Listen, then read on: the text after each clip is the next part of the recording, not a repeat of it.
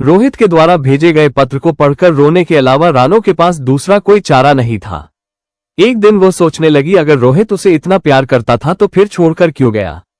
क्या वो चला गया या किसी और की साजिश है? आज वो खुद को रोक नहीं पा रही थी।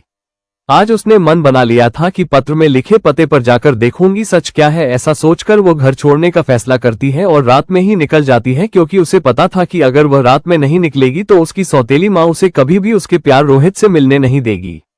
वो रात में एक ट्रेन में बैठे जाती है। ट्रेन में बैठकर वो अपने पुराने दिनों में खो जाती है। बचपन से उसकी आंखें खराब थी, उसे कुछ दिखाई नहीं देता था। बचपन में ही माँ गुजर गई थी। उसने अपनी माँ को भी नहीं देखा था। उसके बाप ने दूसरी शादी कर ली। उसकी सौतेली माँ उसके साथ बहुत ही बुरा व्यवहार करती। अब तो घर का काम ही उसकी दुनिया होके रह गई थी। उसे इतना भी नहीं पता था कि उसकी आंखें भले ही खराब है पर वो बहुत ही खूबसूरत थी। ऐसे ही एक दिन वो घर के कामों व्यस्त थी, तभी उसे पहली बार उसके लिए खरी खोटी से अलग कुछ शब्द सुनाई दिया। रानो तुम बहुत सुंदर हो। रानो अवाक रह गई और आवाज की तरफ अपना चेहरा घुमा लिया। तभी फिर आवाज आए, रानो मैं रोहित हूँ। यहाँ आए 3 महीना हो गया। मैं यहाँ कुछ काम सीखने के लिए रिश्तेदारी में आया हूँ। मैं रोज ही तुम्हें देखता हूँ। रानो को लगा दुनिया में कोई तो है जो उसे भी देखता है। रानो को बहुत अच्छा लगा। वो कुछ नहीं बोली, बस मुस्कुराकर अंदर चली गई। रानो और रोहित अब अक्सर मिल जाते। रोहित से मिलना रानो को अच्छा लगने लगा। अब दोनों एक दूसरे से खूब बातें करते। रोहित रानो के लिए मार्केट से चीजें लाता, कभी हाथों से खिलाता, कभी अपनी हाथों से उसे सजाता। रोहित को पता था उसकी सौतेली माँ के कारण वो चाहकर भी रानो को इलाज के लिए नहीं ले जा सकता। अतः उसने रानो को बीमारी का बहाना बनाने के लिए बोला, जिससे वो अस्पताल जा सके और वो उसकी आंखों के इलाज का पता कर सके।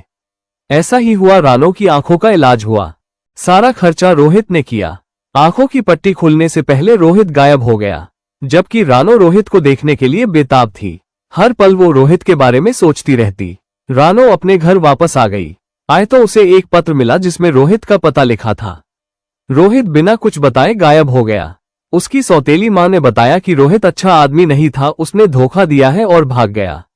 लेकिन रानो का दिल यह मनाने को तैयार नहीं था कि रोहित उसे छोड़कर भाग सकता है। तभी ट्रेन की आवाज से वो अपनी यादों से बाहर आई। स्टेशन आ गया था। वो नीचे उतरी, बहुत उदास होकर देख रही थी। तभी रोहित सामने खड़ा दिखा। रानो उसे पहचान नहीं पाई क्योंकि ट्रेन में वो था, लेकिन बोला नहीं था। रोहित बोला, कैसी हो रानो? इतना सुनते ही रानो उसके गले लगकर फुट-फुट कर रोने लगी। तब रोहित ने बताया कि मैं हमेशा ही तुम्हारे पास था, तुम पहचान नहीं रही थी।